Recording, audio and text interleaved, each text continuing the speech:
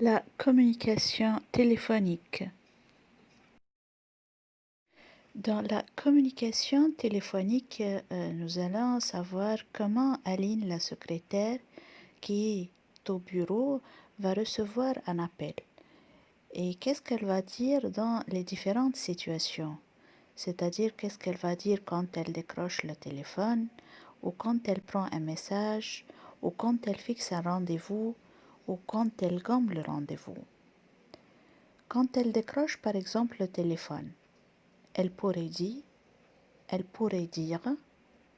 Société Lafourge, j'écoute. Secrétariat de Monsieur Lafourge, j'écoute. Société Lafourge, que puis-je pour vous? Quand elle prend un message, je peux prendre un message? Ne quittez pas, je vous le passe.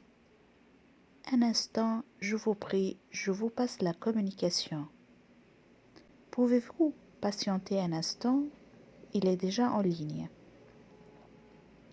Il est toujours en ligne. Préférez-vous patienter ou laisser un message? Il n'est pas là pour le moment.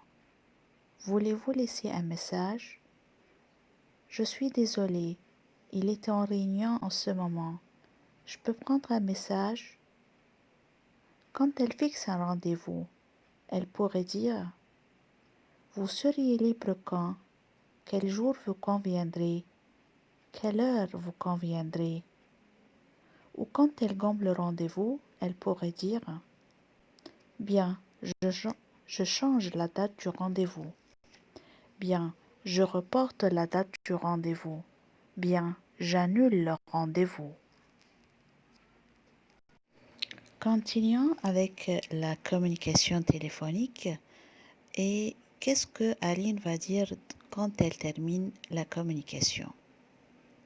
Merci d'avoir appelé. Au revoir. Au revoir. Ne vous inquiétez pas, je lui transmets votre message.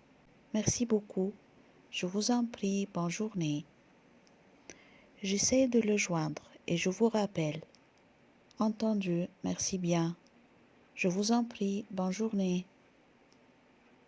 Il faut savoir aussi que au téléphone, il y a des phrases qu'il faut les dire et d'autres phrases, il ne faut pas les dire.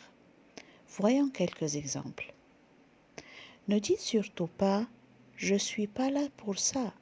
Non, dites plutôt « ce n'est pas moi qui m'en occupe, je vous passe le service compétent ». Ne dites pas « je ne sais pas », dites « je vais me renseigner ». Ne dites pas « combien de fois faut-il vous le dire ». Dites « voulez-vous que je vous explique encore une fois ?» Ne dites pas « c'est beaucoup trop cher pour vous ». Non, dites plutôt « de quel budget disposez-vous »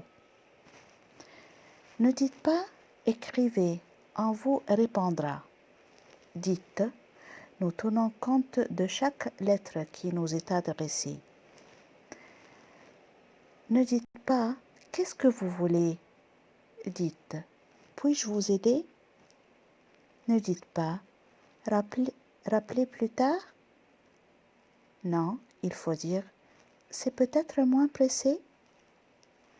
Ne dites pas seulement au revoir, il faut dire au revoir, merci d'avoir appelé. Ne dites pas ce n'est pas de ma faute. Dites je n'y suis malheureusement pour rien. Les problèmes de communication au téléphone. Nous pouvons rencontrer des problèmes lorsque nous sommes en communication téléphonique, comme par exemple faire un faux numéro, être mal orienté, le correspondant est absent, le correspondant n'est pas disponible, le locuteur entend ou comprend mal le correspondant et la communication est interrompue. Dans la diapositive numéro 5 jusqu'à numéro 7, vous allez trouver un exercice sur la compréhension de l'oral, toujours sur la communication téléphonique.